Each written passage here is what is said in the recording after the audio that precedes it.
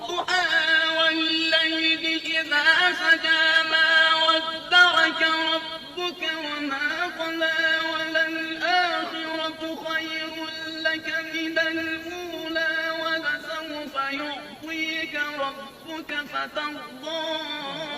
ألم يجدك يتيما فآوى ووجدك ضالا